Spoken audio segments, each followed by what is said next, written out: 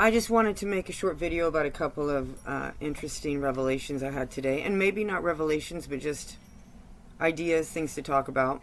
Not today, but a few days ago. But I remembered it recently, and I'm excited. I was in Texas. I was at this great conference called Confluence. CONFLUNCE 2025 that's put on by Alex Zek and friends, and just amazing, wonderful. And there was a lot of alchemy discussion, and I think if you watch any of my videos, I have a position regarding that can be changed. It can be changed if the information becomes available that convinces me, but in that line of thought and in observing and listening and appreciating all the knowledge I was getting from people that know a lot more than me about that art, it occurred to me that so I don't subscribe to the periodic table of elements as being anything real. And you can look at the definition of the word elements and know that it means it's like concept, abstract concept. In any case, I believe that the periodic table of elements is a man-made ingredient list for our extinction and the extinction of animals and nature and everything. Okay. So once you know that, and I don't believe in atomic theory, electron theory, that's all bullshit. It's all a construct. And so that's where I'm at. If you disagree, I absolutely respect that, because most people disagree because we've all been fed that, and I used to believe in those things until recently in my life, and thought I was a somewhat intelligent woman, and I believed in so many lies. So let me get back to my point. So I did a salt rock experiment. I'm doing a food forest. I spend a lot of time outside. I have live animals, goats. I've had a cat that had 2 litters in the last 8 months here at my house, and watched it all happen beautifully, naturally. Gave no processed food. I don't feed the goats anything but pass them around with grass and the remnants of the waste of what I'm cooking in my house with the most organic food that I can find in this area, even though I'm in a desert. I'm in a desert. But in any case, all that to say, in my opinion, there are 4 or 5 or maybe, it may be less, I don't know, elements.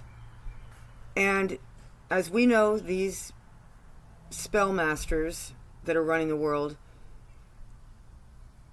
love to categorize, love to make things really, really tiny, fragment, teeny, tiny, like nanotechnology bullshit. Not bullshit, I know there's some things. Anyway, just an example of a word. And then cosmology, right? That the sun is 93 million miles away, but goodness, I can feel it right here on my skin, and there's an effect on the nature here when the sun comes across, and then when a cloud goes in front of it, we can see how the direction of the light falls, and know that if it were 93 million miles away, that's not the way the light would fall, and we can actually do a parallel model right here and prove that. So I think there are 2 types of fire. So I think that fire is one of the elements, and it had been really bothering me because in a lot of the satanic imagery, the lightning bolts, this music, all the music's about death and fire and burning. We're listening in the car to the words of so many songs, and it's bombing, burning, fire, fear. It's all fire stuff, and it's all extreme fires. And I have a whole fireman theory, and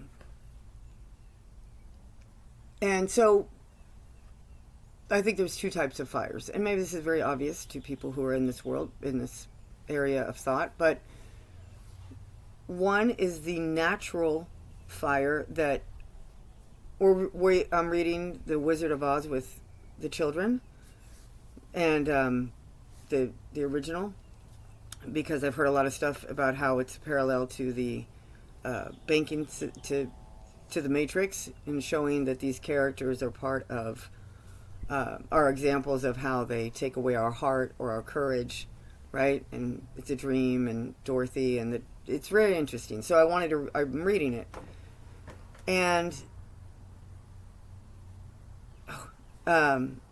Dorothy, oh shoot.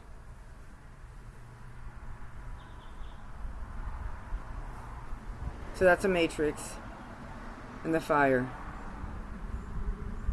Well, sorry about that. So I want to just go back to the fire. So we have natural fire, which is that's it. So Dorothy in the book is very interesting because it's not clear how old she is. She may even be 7 or 8 or 9. And in the movie she's like, a teenager, Judy Garland. But in the book it talks about how she started a fire with 2 sticks, right? So I've never started a fire in the nature, but my people I know have. So I believe that, and I know that happens, and kids learn it in Cub Scouts and all that. But I don't want to say anything that I haven't really done or witnessed myself. And I have not seen that happen in front of me. But I did buy, at the Plant City Festival, a fire starter that is very interesting. I learned how lighters work in any way. Anyway, so it's been on my mind a lot. And I think that there's that kind of fire, and that's what I work with in my kitchen, and that's what I cook very slowly, and I'm working to understand how to live without a refrigerator and how to live with just heat that's emanated from a fire, which I get.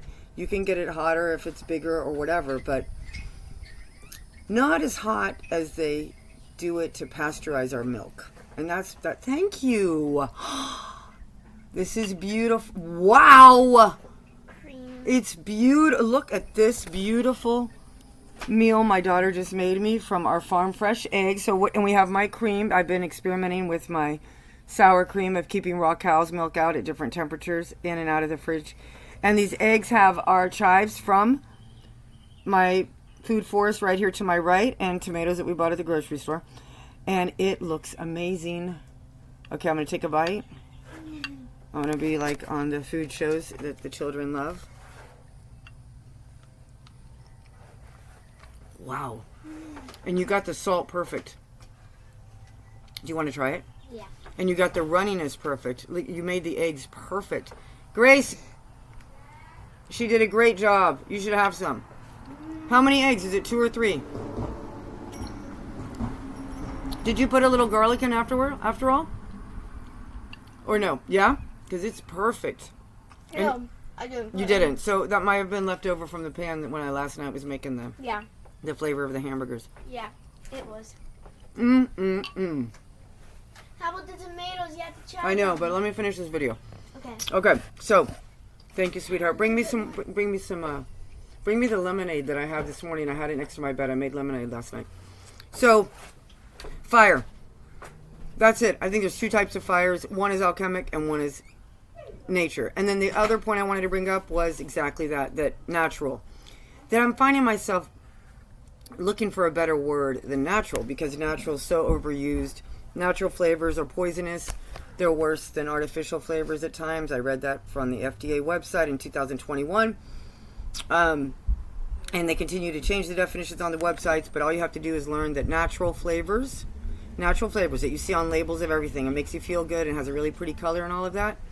All of those natural flavors are poisons and they create cancer. Okay, natural and artificial flavors. It has nothing to do with nature except that it's trying to mimic the flavor of nature, but there's no nature in it.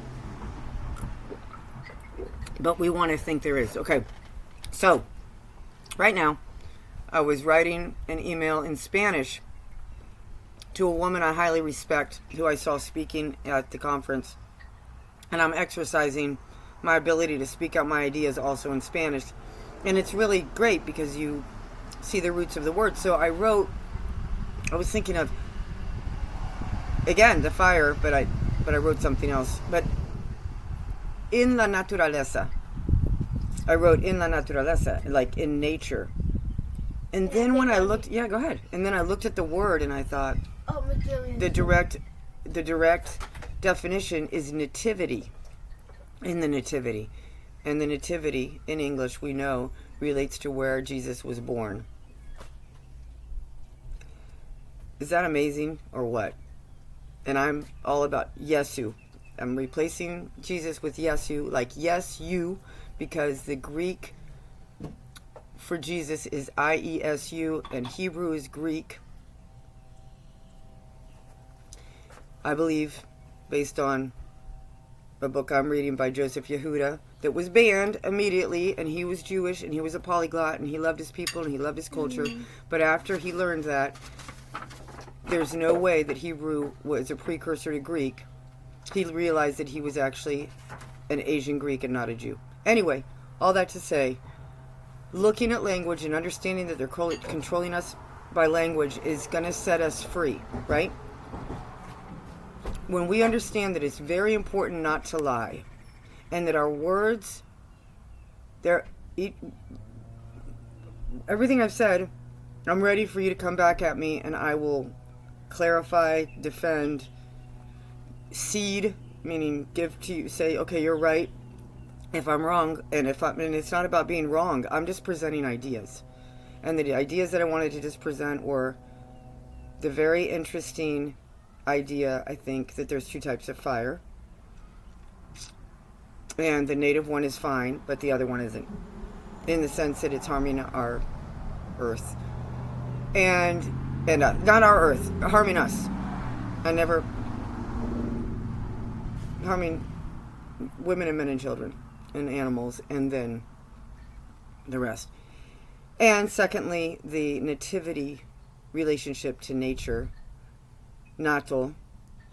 And I've been thinking, of course, about sodium chloride, which is NaCl. And why is sodium Na, which I haven't looked up, but I think it's totally related to this idea of nativity, where Yesu was born, or where life is born, right? We don't have to be absolutely literal, but we do need to we need to look at every word and consider that it might be literal. Thank you for watching, and please comment. Hold on, babe. I'm going to make my